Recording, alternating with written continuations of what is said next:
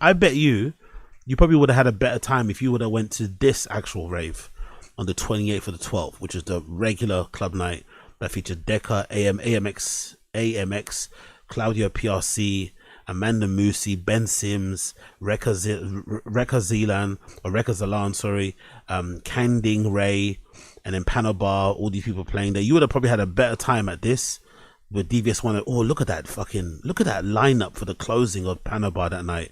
Batu, DVS One, and Radio Slave. That is a fucking trio. You probably had a better time going to this than a 20th birthday party. I probably should have done that, to be fair. I'm speaking to myself. I probably should have went to this, then go for that weekend for the 20th. And I probably wouldn't have peaked so early too. But I went too crazy. It's my fault. But let's actually see some reviews here quickly before we move on. What's this thing called? Translating the egos from the berghain queue. Bouncer in a good mood, they let me in. Bouncer in a bad mood, they didn't let me in.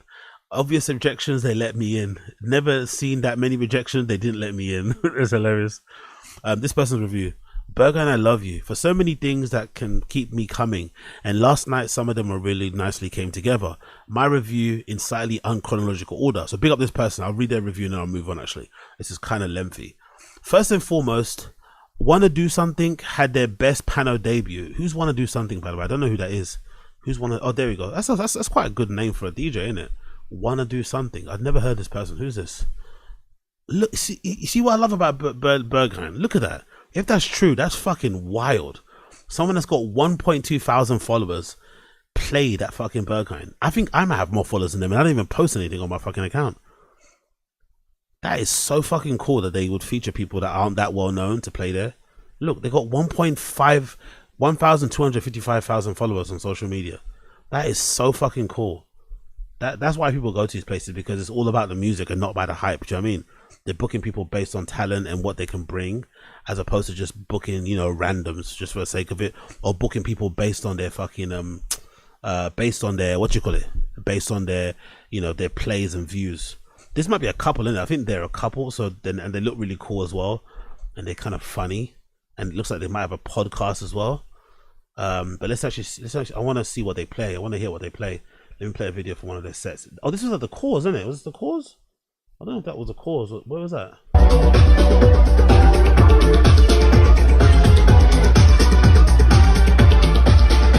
This electro, synth poppy, housey vibes.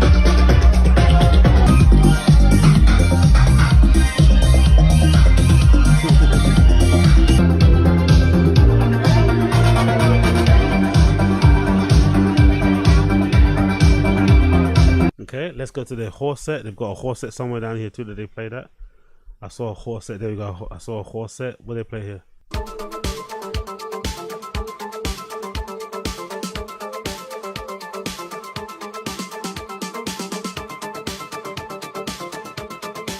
Nice.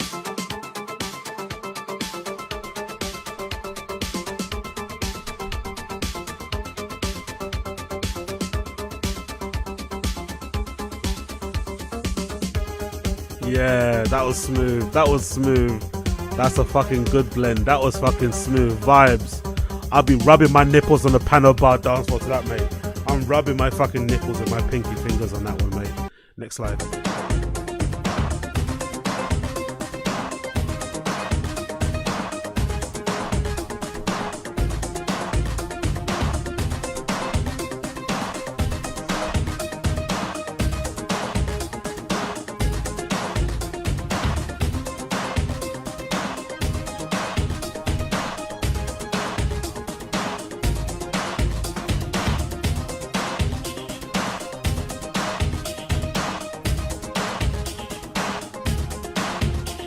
Nah, they're good, man. They're really good. Brilliant booking, man, from Panorama. Brilliant fucking booking from Berghain. These guys are really good.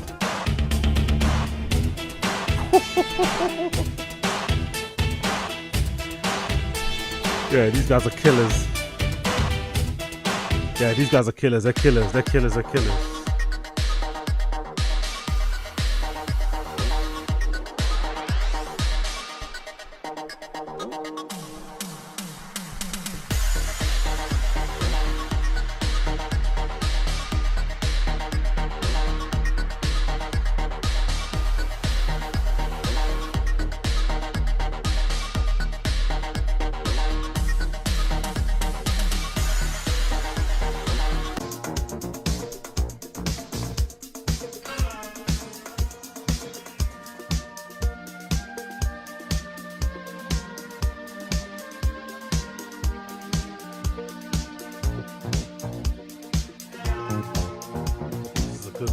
This is a fucking good vibe. This is a fucking good vibe, man.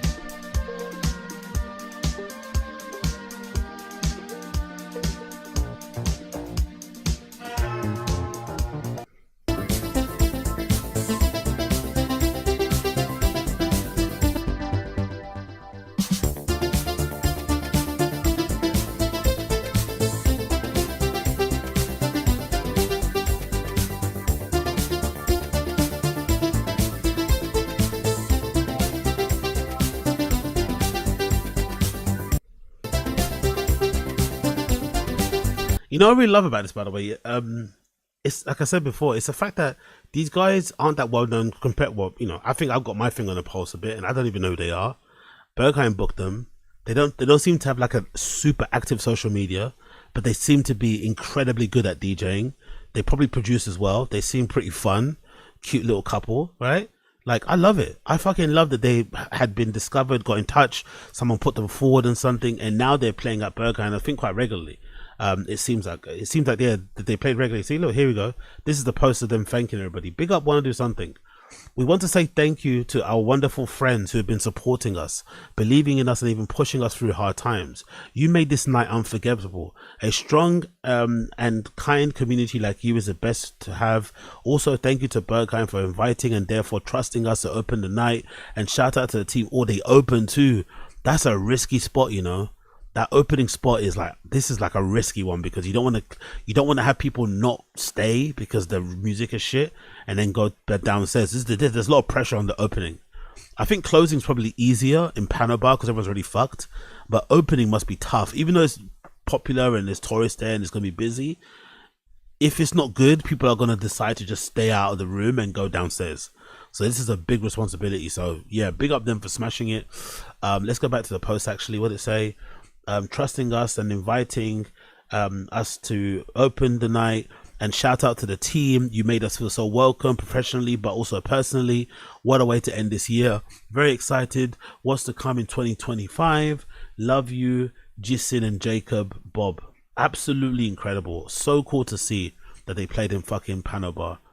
DJs with like hardly a big massive social media following, but clearly super talented and really good at what they do. So again, proof that you don't have to always be, you know, super out there with the social media and shit, and just put out good work, and eventually people will notice, I guess, isn't it? Big up fucking Wannadosomething. Big up Blood Clot Wannadosomething. Let's go back to the review. Wannadosomething had their Pano debut. A lovely DJ couple, literally born and raised in Berghain. They met there. Wow, is that true?